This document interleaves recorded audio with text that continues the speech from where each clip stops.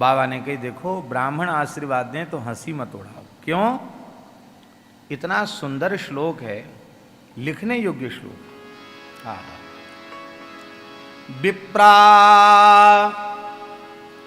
मंत्रविदो युक्तास्तैर्याः प्रोक्तास्तथा शिशः ता निष्फला भविष्यन्ति न कदाचिदपि स्फुटम्। मंत्रज्ञ ब्राह्मण प्रसन्न होकर जो आशीर्वाद देते हैं वह कभी भी निष्फल होता नहीं है। ये बात बिल्कुल सत्य समझो। ब्राह्मण प्रसन्न होकर के आशीर्वाद देगा वो कभी व्यर्थ जाएगा नहीं। ब्राह्मण का आशीर्वाद सफल होता है। न कदाचित अपि स्फुटम।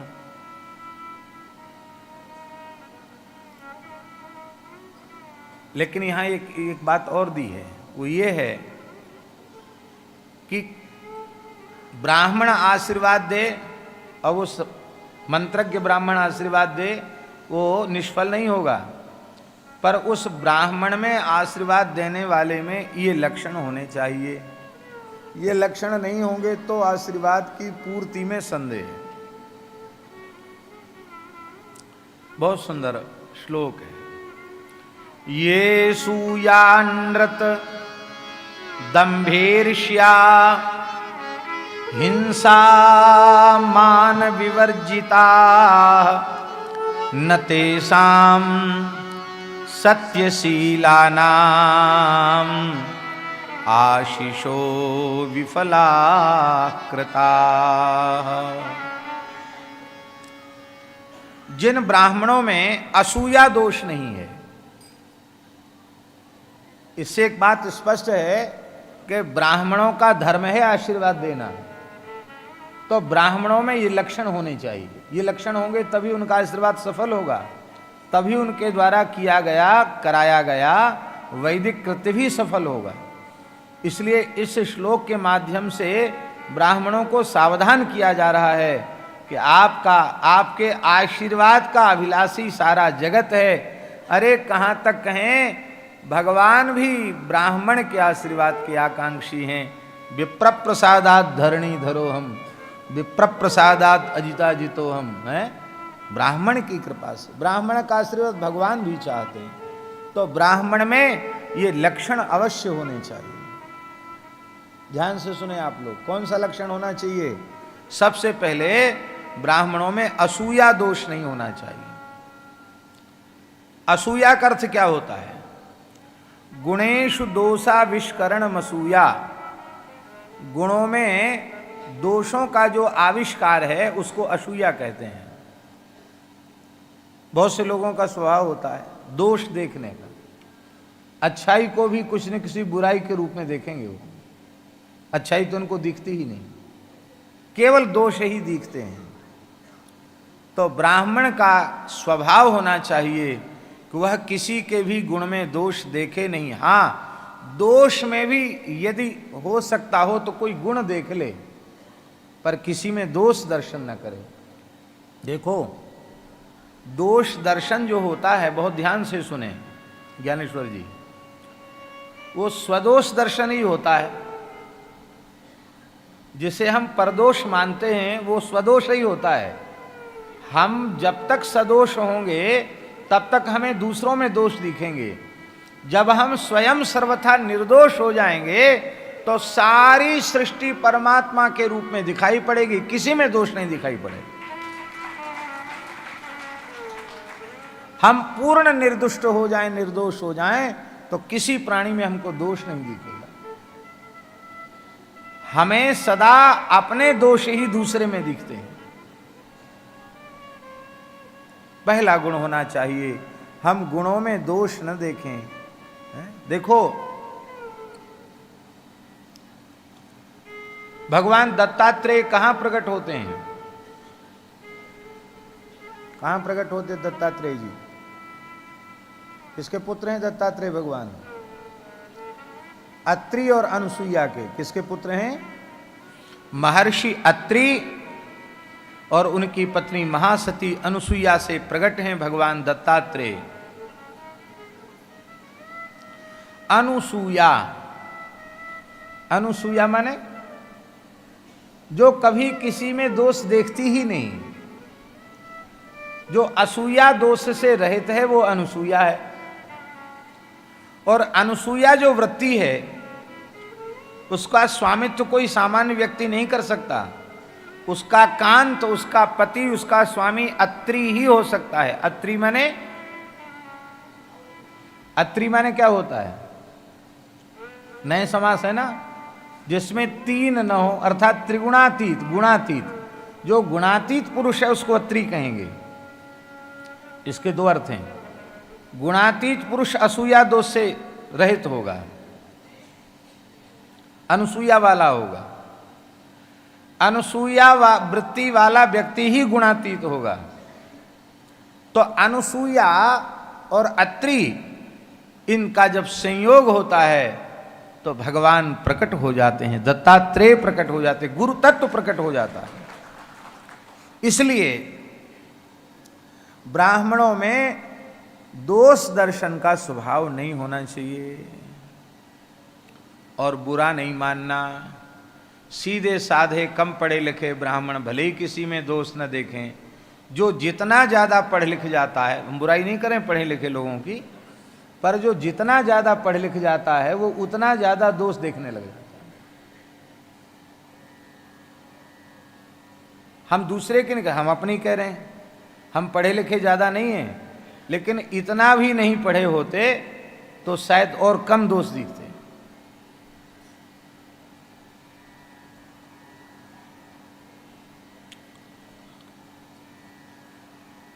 दूसरा, अनृत। अनृत माने झूठ। जिस ब्राह्मण में असूया दोष नहीं है, असूया दोष वाला, जिसमें असूया नहीं होती, वो कभी किसी की निंदा नहीं करेगा। भाई हम किसी के दोष का वर्णन करते हैं, उसी का नाम निंदा है। हमको दोष दिखेगा ही नहीं, हम वर्णन नहीं करेंगे तो निंदा से रहित हो जाएंगे। दूसरा दोष है अनृत। अनृत माने होता झूठ। जिनके जीवन में सच्चाई है, झूठ नहीं बोलते। ईर्ष्या, तीसरा दोष है ईर्ष्या। जो ईर्ष्या नामक दोष से रहित है। ईर्ष्या बड़ा प्रबल दोष है। किसी के भी उत्कर्ष को देखकर, उन्नति को देखकर, महत्व को देखकर भीतर ही भीतर जलने लग जाना, कुढ़ने लग जाना, इसका नाम है ईर्ष्या। कभी किसी प्राणी के प्रति ईर्ष्या मत करो। संत मलूकदास जी तो कहते हैं कि ये दोष राम जी को बहुत अप्रिय है, ये बुराई जीवन में नहीं होनी चाहिए। जरन खुदी रघुनाथ के मन नाहि सुहाती,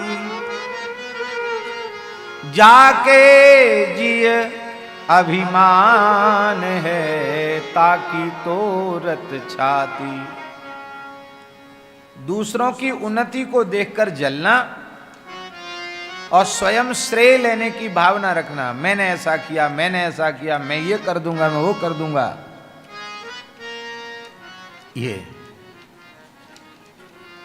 और अहंकार, ये तीन दोष भगवान को अत्यंत अप्रिय हैं। प्रिय क्या है?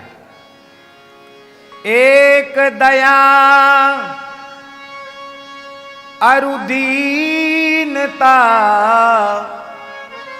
ले रहिए भाई, चरण गहो जाए साधु के रीझे रघुराई। चरण गहो जाए साधु के रीझे रघुराई।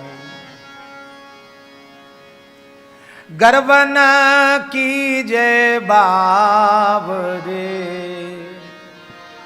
गर्व न कीजे बावरे, हरि गर्भ प्रहारी।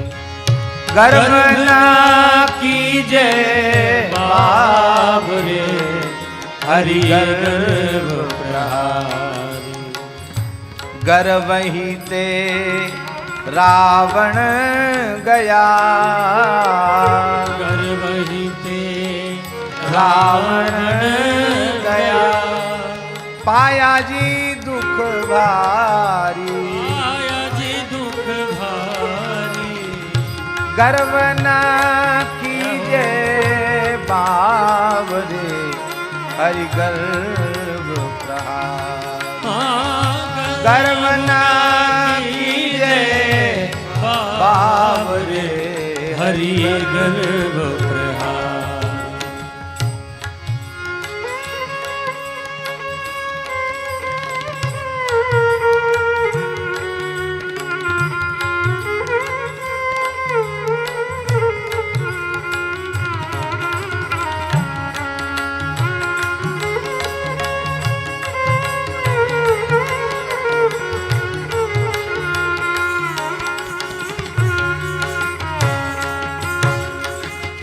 जरन खुदी रघुनाथ के, मन नाही सुहाती। जरन खुदी रघुनाथ के, मन नाई सुहाती। जाके जिय अभिमान है, जाके जिये अभिमान है। ताकि तोरत छाती, ताकि तोरत छाती। गर्व न कीजे बावरे, हरि गर्भ प्रहारी। गर्व न कीजे बावरे, हरि गर्भ प्रहारी। एक दया अरुदीनता, ले रहिए भाई। एक दया और दीनता, ले रहिए भाई। चरण गहो जाए साधु के, दीझे रघुराई। चरण गहो जाए साथ के, दीजे रघुराई। गर्व न कीजे बावरे, हरि गर्भ प्रहारी। गर्व न कीजे बावरे, हरि गर्भ प्रहारी।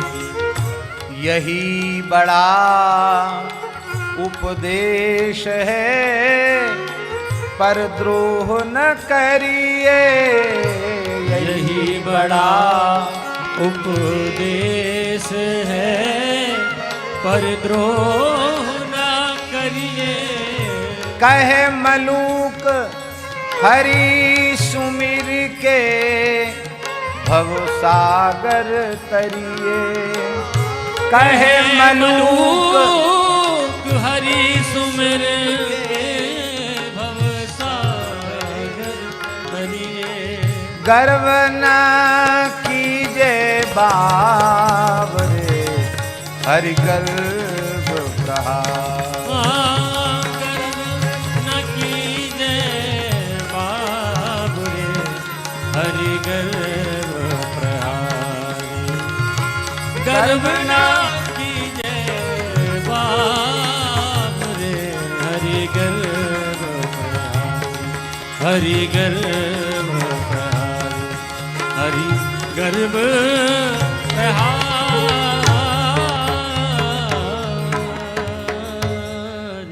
कितने दोष बताए जो ब्राह्मणों में संतों में नहीं होने चाहिए? कौन कौन? पहला दोष है असूया, दोष दर्शन, दोष देखने का स्वभाव। गुणों में भी दोष देख लेना। दूसरा दोष झूठ बोलना। तीसरा दोष ईर्ष्या। चौथा दोष दंभ। दंभ माने, दंभ नहीं जानते हैं? हम जैसे हैं नहीं वैसा अपने आप को प्रस्तुत करते हैं तो बहुत बुरे से बुरे आदमी, पर आपके सामने हम इतने शरीफ, इतने सज्जन, इतने भले, इतने अच्छे बनते हैं कि आप हमको देखकर एक समझें कि अरे भाई, इनसे ऊंचा साधु सज्जन तो कोई दूसरा हो ही नहीं सकता। और हैं हम महादुर्जन, पर सज्जनता का अभिनय करते हैं। दूसरे को ठगने के लिए, प्रभावित करने के लिए जो कोई क्रिया हम करते हैं अपने स्वार्थ की सिद्धि के लिए, उसे दंभ कहा जाता है। हम जो कुछ करें एकदम सच्चाई से करें, हमारे में दिखावा बिल्कुल नहीं होना चाहिए। हमारे पूज्य गुरुदेव भक्तमाली जी का एक वाक्य है, सूर्यश्याम गौशाला में लिखा है। बाबा ने कई वाक्य छांटे, पूज्य श्री ठाकुरदास बाबा ने, उसमें एक वाक्य ये भी है महाराज जी का, ठोस काम दिखावा नहीं। क्या? ठोस काम दिखावा नहीं। कोई काम करो ठोस करो, दिखावा बिल्कुल नहीं। दिखावे को ही दंभ कहते हैं।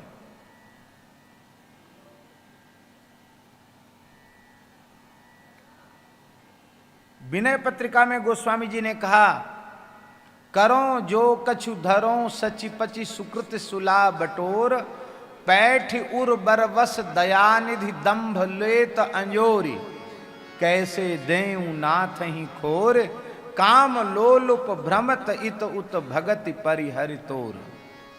बहुत सुंदर पद है। वो कहते हैं कि हे नाथ, करो जो कछु धरो सचि पचि, जो कुछ अच्छा काम करता हूं, भजन साधन, जप तप आदि, कोई भी उत्तम साधन करता हूं, ये सुकृत रूपी शिला बटोर करके रखता हूं। शिला जानते हैं ना? ध्यान में ही बात नहीं आई। किसान फसल काट के अपने घर ले गया, खलिहान से भी फसल चली गई। अब खेत में जो अन्न के कुछ कण पड़े हैं उनको शिला कहते हैं। शिला बीनना। पहले तो गामन में बीनते थे सिलो, अब बीनते कि नहीं? बाबा पहले गामन में सिलो बीनते खेत में। अब देखो अन्न जो ज्यादा था वो तो चला गया, अब जो अन्न के कण पड़े हैं उसको शिला कहते हैं। इसका मतलब है सुकृत की फसल तो लेने वाले व्यास, वशिष्ठ, वाल्मीकि प्रभृति ऋषि हैं, वो सारी फसल ले गए, तुम्हारे हिस्से में कुछ नहीं, पूरी फसल कट गई, पक गई, चली गई। अब कुछ कण पड़े हैं सुकृत के, उनको तुम बटोर रहे हो धर्म के क्षेत्र से, और उसको अपने हृदय रूपी पात्र में तुमने रखा, लेकिन दंभ रूपी शत्रु ने भीतर घुस करके अंजोर लिया, एक भी सुकृत का शिला छोड़ा नहीं। सारे भजन साधन को दंभ चौपट कर देता है, दिखावा बिल्कुल नहीं। मनुष्य स्वयं दंभ करता है और उसे अच्छा भी लगता है। हाँ, आपकी कोई बड़ाई करे तो आपको अच्छा लगेगा कि बुरा लगेगा? अच्छा लगेगा। प्रायः कोई भी आपकी प्रशंसा करे, मनुष्य का स्वभाव है, प्रशंसा अच्छी लगती है। बोले नहीं नहीं, हमें प्रशंसा अच्छी नहीं लगती। अच्छा एक बात बताओ, तुम्हारी कोई बुराई करे, गाली दे, निंदा करे तो बुरा लगता है कि नहीं? लगता है। यदि बुराई तुम्हारी कोई करे और तुम्हें उसका कष्ट होता, दुख होता है, तो इससे बिल्कुल पक्का हो गया कि प्रशंसा तुम्हें प्रिय है। यदि निंदा सुनकर दुख होता है तो प्रशंसा सुनकर सुख अवश्य होता है। निंदा सुनकर दुख रहित हो जाएगा तो प्रशंसा श्रवण करके भी सुख रहित हो जाएगा, ये पक्का है।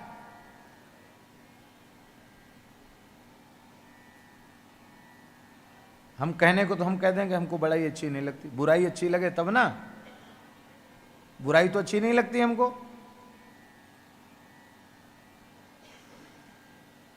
बुराई सुनकर मन में प्रसन्नता होने लग जाए, भले ही कोई दोष हमारा ना हो, पर हमारी कोई निंदा करे तो हमें बहुत प्रसन्नता हो। हे प्रभु, ये तो बेचारा कुछ भी नहीं कह रहा, हम तो इससे भी गए बीते व्यक्ति। प्रभु, अब तक कोई गवाही नहीं था हमारे पाप कर्मों की, दोषों की, पर आप कितने करुणामय हैं, आपने इतना बढ़िया गवाह भेज दिया जो हमारे दोषों का वर्णन कर रहा है। वाह, बहुत अच्छा भैया, तुम बहुत भले हो। निंदक नेरे राखिए आंगन कुटी छवाए, बिन पानी सावन बिना निर्मल करे सुभाए। यदि निंदक प्रिय है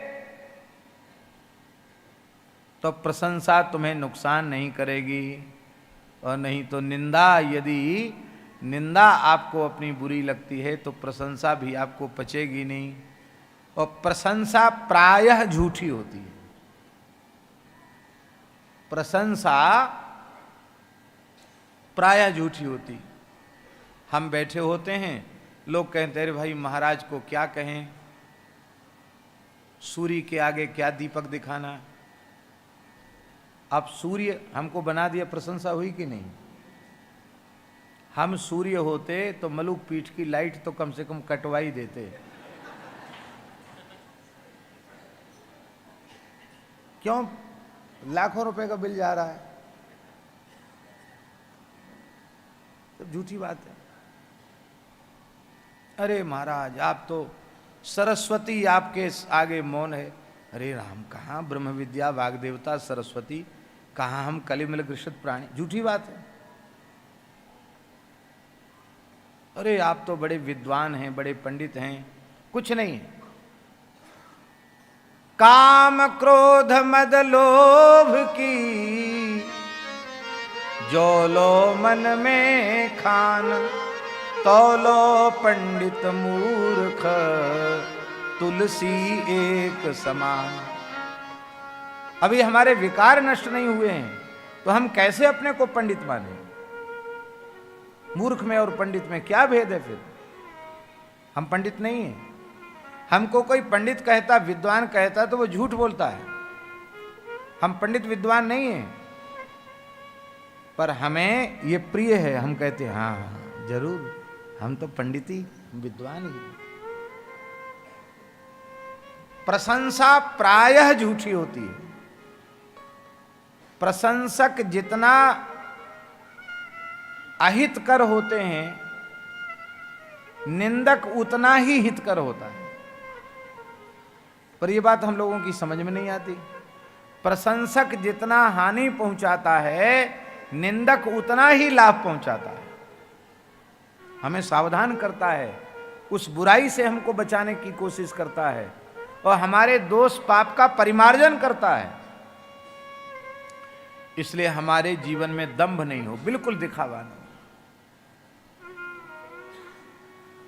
यहां हम आपके सामने कीर्तन करेंगे तो थोड़ी देर में रोने लग जाएंगे, ऐसे कुछ नाटक करने लग जाएंगे कि आपको लगे कि इनको प्रेम प्रकट हो गया, बड़े प्रेमी हैं, ऊंचे प्रेमी हैं। अच्छी बात है, भगवान के कथा में, कीर्तन में प्रेम जगना, आंख में आंसू आ जाना, प्रेम के लक्षण उदित होना अच्छी बात है। लेकिन ये लक्षण एकांत क्षण में यदि हमारे भीतर उदित होते हैं, जहां हमको कोई देखने वाला नहीं है, तो समझ में आएगा कि हाँ, ठाकुर जी की, गुरुजनों की, संतों की दया से कुछ थोड़ा छीटा हमारे ऊपर पड़ा है। पर हमारा भाव प्रेम तो आप लोगों को देख के जगता है, जिसमें आप जैसे भोले भाले लोग हमको अच्छा समझ लें, महात्मा समझ लें। यह है दंभ। आसुरी संपत्ति में भगवान ने गीता में सबसे पहले दंभ का नाम लिया। इसका मतलब है सारे दोष पकड़ में आ जाते हैं, पर दंभ रहता है पर पकड़ में नहीं आता। इसलिए सबसे भारी शत्रु है साधक का दंभ, दंभ नहीं। खूब तिलक लगाओ, खूब तुलसी पहनो, खूब कीर्तन करो, बस जो कुछ करो अपने प्राण जीवन धन श्री ठाकुर जी को रिझाने के लिए करो। संसार से क्या लेना देना। हम अपने ठाकुर के लिए करते हैं। आपको अच्छा लगता है तो अच्छी बात है, आपको अच्छा नहीं लगता तो भी अच्छी बात है। आप बुराई करो चाहे भलाई करो, इससे हमको क्या लेना देना।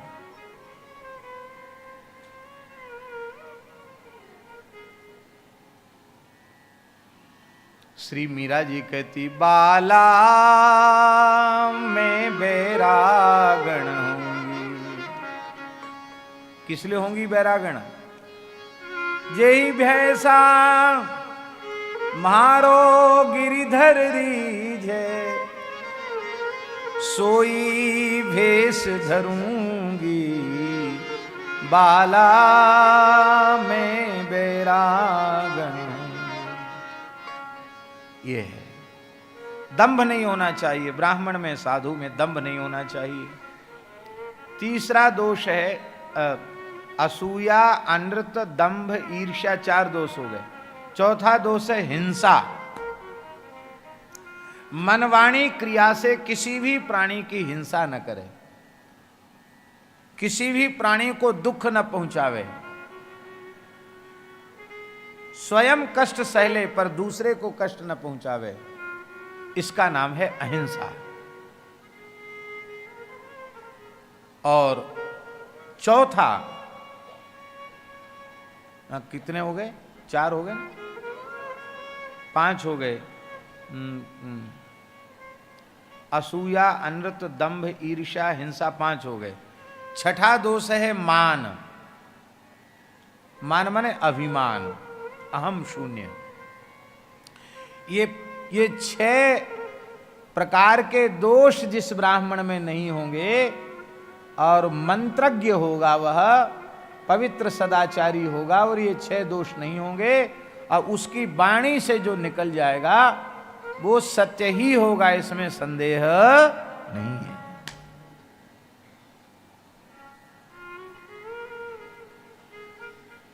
और ये 6 दोष ऐसे हैं प्रवीण जी कि एक रहेगा तो 5 जरूर रहेंगे।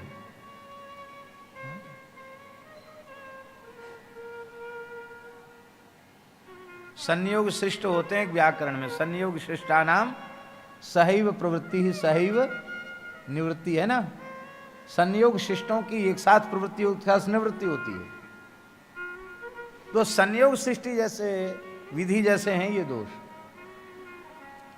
रहेंगे तो 6 रहेंगे, जाएंगे तो 6 चले जाएंगे।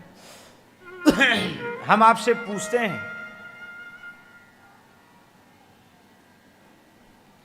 और दोष भले ही न दिखें, पर आप काशी में रहे हैं,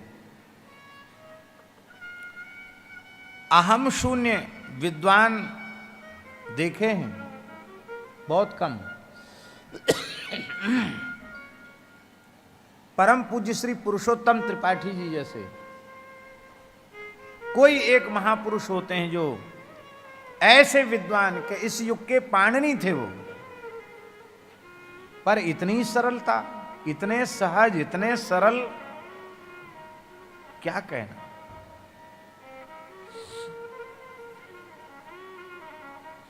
हम उनके विद्यार्थी के विद्यार्थी के विद्यार्थी बनने लायक नहीं है। वो काशी में जब हमारा प्रवचन होता था तो पूज्य श्री पुरुषोत्तम जी त्रिपाठी जी वो कथा श्रवण करने आते थे। काशी के सबसे बड़े विद्वान, पूज्य धर्म संघ वाले गुरु जी, क्या कहना, सर्वथा अहम शून्य। उनकी किसी क्रिया से अहंकार नहीं झलकता था।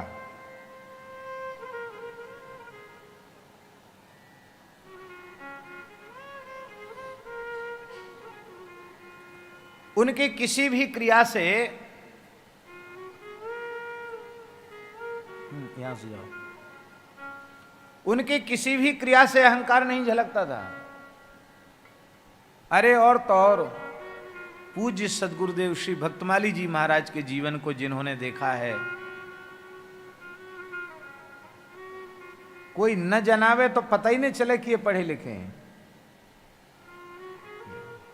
ये 6 प्रकार के दोष जिसमें नहीं है, वे अपनी वाणी से जो कह देंगे वो हो जाएगा, इसमें संदेह नहीं है। बोलो भक्तवत्सल भगवान की जय।